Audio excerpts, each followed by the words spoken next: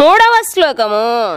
త్యాజ్యం దోషవదిత్యేకే కర్మ ప్రాహుర్మనీషిణః యజ్ఞదాన తపః కర్మ న త్యాజ్యమితి చాపరే. త్యాజ్యం తప్పక విడువదగినది, దోషవత్ దోషముగా, ఇతి అని ఏకే ఒక వర్గము వారు కర్మ ప్రాహు చెప్పుదురు. మనీషిణః బుద్ధిమంతులు. యజ్ఞ దాన తపః కర్మ, యజ్ఞము దానము తపస్సు అను కర్మలను నా త్యాజ్యం ఎన్నడను విడిచిపెట్టరాదు. ఇతి అని చ మరియు ఆపరే ఇతరులు. సమస్త కర్మలు దోషముల వలె త్యాజ్యములని కొందరు విద్వాంసులు పలుకుదురు. అయినను తపో దాన యజ్ఞాది కర్మలను ఎన్నడను విడవరాదని కొందరు సాధువులు పలుకుదురు. భాష్యము. వైదిక సాహిత్య గ్రంథములలో వివాదాస్పదములైన కర్మలు అనేకము ఉండును. ఉదాహరణకు యజ్ఞములో జంతువును బలి ఇవ్వవచ్చునని తెలుపబడినది. కానీ కొందరు అట్టి జంతు బలి మిక్కిలి హేయమైనదని చెప్పుదురు. వైదిక గ్రంథములలో యజ్ఞ సమయమున జంతు బలి ఆదేశించబడినను నిజమునకు ఆ పశువు వధించబడినట్లుగా భావించబడదు. జంతువుకు నూతన జన్మను అందించుటయే యజ్ఞ ఉద్దేశ్యము.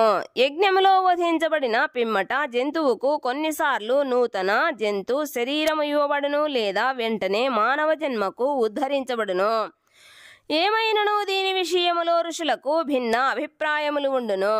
జంతు బలిని పూర్తిగా విడిచిపెట్టవలనని కొందరు చెప్పగా, కొన్ని ప్రత్యేక సమయములలో అది ఉచితమేనని మరికొందరు చెప్పుదురు.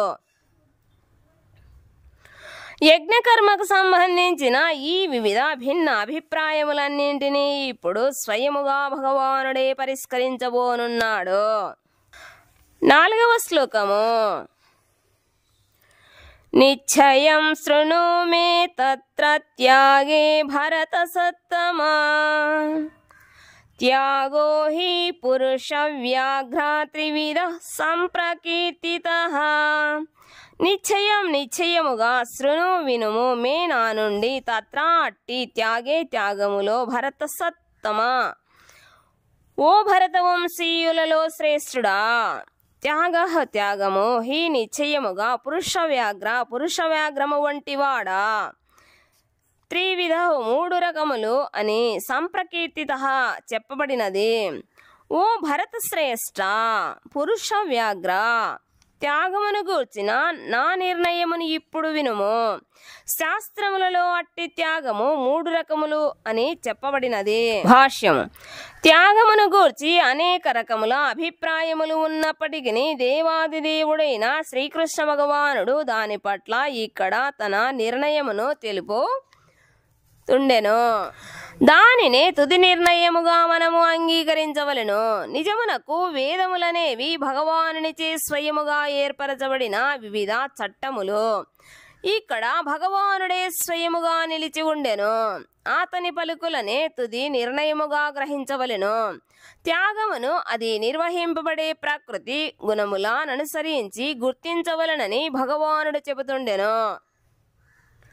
5వ శ్లోకము.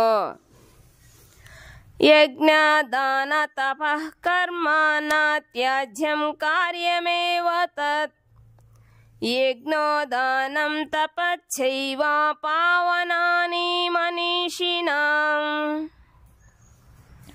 యజ్ఞము, దానము, తపస్సు, కర్మలను నా త్యాజ్యం ఎన్నడను విడిచిపెట్టరాదు.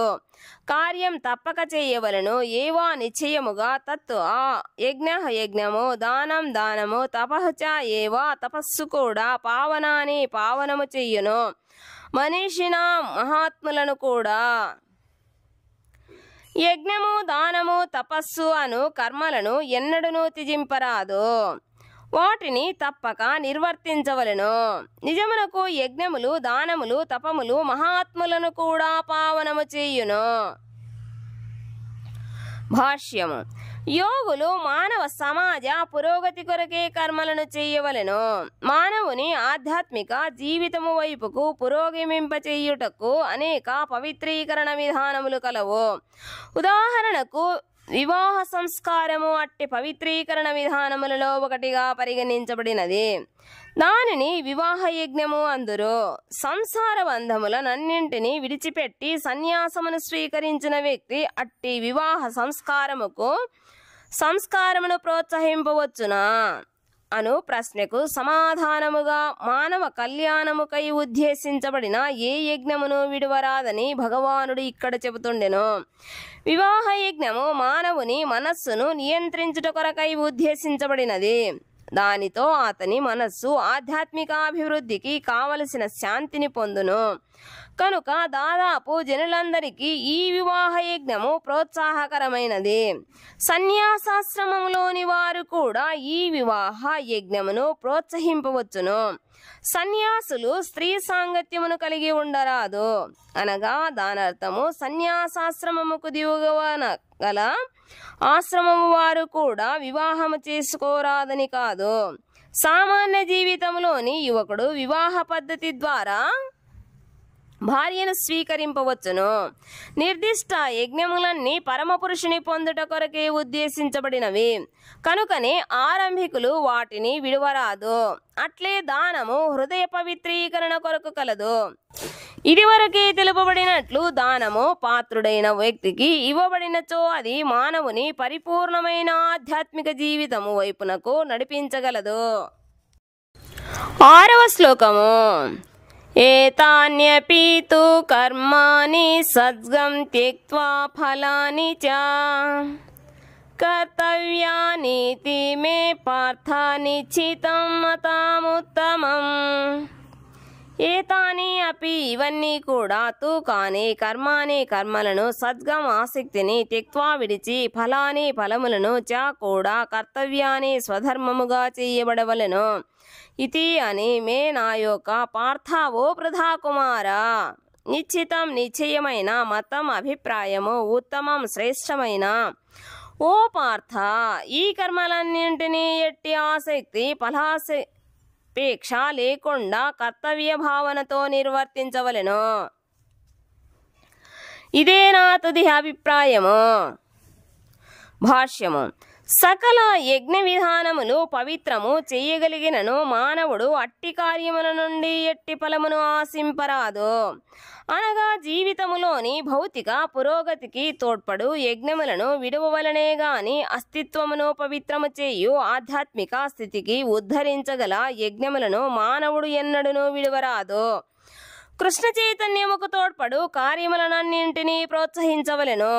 శ్రీమద్ భాగవతంలోను శ్రీకృష్ణ భగవానుని భక్తియుక్త సేవకు దోహదపడు ఎట్టి కార్యమునైనను అంగీకరించవలనని చెప్పబడినది.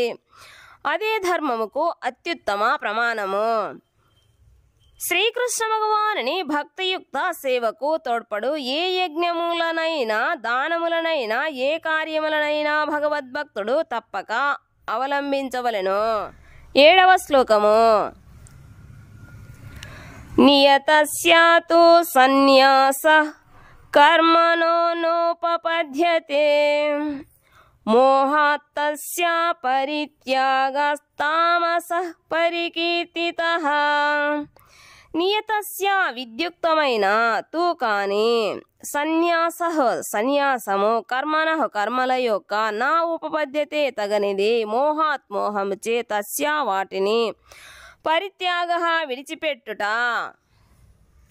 తామసః తమోగుణముకు సంబంధించినదిగా పరికీర్తిత ప్రకటించబడును. విద్యుక్త ధర్మములను ఎన్నడూనూ విడువరాదు. మోహ కారణమున ఎవరైనను తన విద్యుక్త ధర్మమును విడిచినచో అట్టి త్యాగము తమోగుణముకు సంబంధించినదిగా చెప్పబడును. భాష్యము.